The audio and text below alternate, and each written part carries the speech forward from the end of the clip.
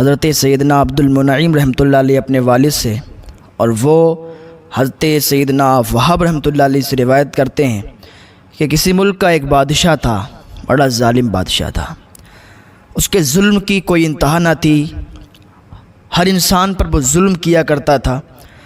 ایک دن اس نے تمام لوگوں کو بلایا اور کہا اس محل کو نئے سرے سے نئے طریقے سے تعمیر کیا جائے گا، اور ایسا تعمیر کرو کہ ایسا محل کسی نے دیکھا نہ ہو۔ بہت عالی شان محل بنوایا، ہر چیز اس کے اندر اس نے رکھوائی۔ جب محل بن کے تیار ہو گیا، پورا محل بن گیا، تو اس نے کچھ لوگوں کو بلایا، اپنے سپاہیوں کو بلایا اور کہا چلو محل کا معائنہ کرتے ہیں، محل کو دیکھتے ہیں کہ محل بنا کیسا ہے، جیسا میں بنوانا چاہ رہا تھا ویسا بنا ہے کہ نہیں، اور اگر ویسا نہیں بنا تو جنہوں نے بنایا ہے ان کو قتل کر دیا جائے گا۔ وہ معائنہ کرنے کے لیے اپنے سپاہیوں کے ساتھ نکلا، محل کو دیکھ رہا تھا، محل جیسا وہ بنوانا چاہ رہا تھا ویسا ہی بنا تھا۔ ایک دم اس کی نگاہ پڑی کہ ایک جھوپڑی اس کے اندر بنی ہوئی ہے، اس کے محل کے قریب سے ہی ایک جھوپڑی لگی ہوئی ہے۔ اس جھوپڑی میں اس کی نظر گئی تو کہا یہ جھوپڑی کس کی ہے؟ عالی شان محل میں نے بنوایا ہے، اور یہ ٹوٹی پھوٹی جھوپڑی کس کی ہے؟ سپاہیوں نے کہا ایک بوڑھی عورت ہے، ایک بوڑھی خاتون ہے جو ہر وقت اس میں اللہ تعالیٰ کا ورد کرتی رہتی ہے، اللہ عز و جل کی عبادت کرتی رہتی ہے، وہ بوڑھی کی جھوپڑی ہے، اس میں ہی وہ رہتی ہے۔ اس بادشاہ نے کہا اس جھوپڑی کو یہاں سے ہٹاؤ، یہ بہت بیکار سا لگ رہا ہے کہ محل کے قریب ایک بیکار سی جھوپڑی ہے، اس کو ہٹاؤ، اس کو توڑ پھوڑ دو۔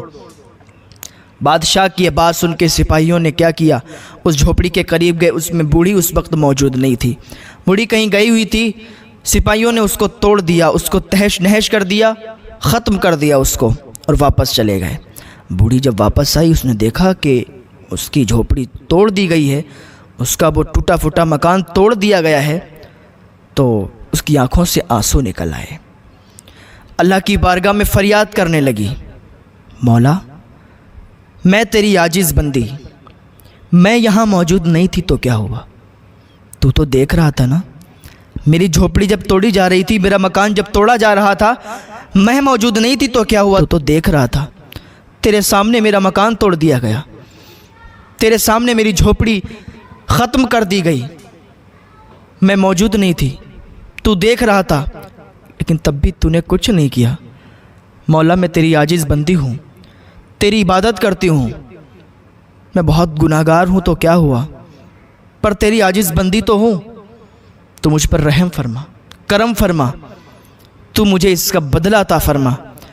اللہ رب العزت کے حضور اس کی دعا قبول ہو گئی، کیونکہ مظلوم کی دعا فوراً قبول ہو جاتی ہے۔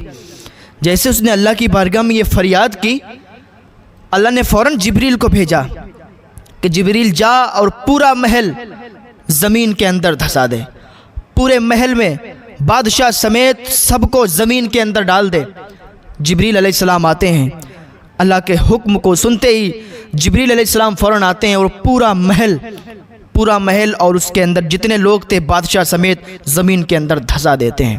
ابھی بھی اگر کوئی ظلم کرتا ہے وہ کر لے، لیکن اللہ کی بارگاہ میں دیر ہے اندھیر نہیں، اس ظلم کرنے والے پر تباہی ضرور آئے گی۔ اللہ کی بارگاہ میں تائب ہو جائیں، جو ظلم کرتے ہیں اللہ کی بارگاہ میں توبہ کر لیں، جنہوں نے ظلم کیا ہے مظلوم سے جا کے معافی طلب کر لیں، اللہ انہیں معاف فرما دے گا، ورنہ مظلوم کی دعا فوراً قبول ہو جاتی ہے اور انسان تباہ و برباد ہو جاتا ہے۔ اللہ کی بارگاہ میں دعا ہے اللہ ہمیں نیک عمل کی توفیق عطا فرمائے۔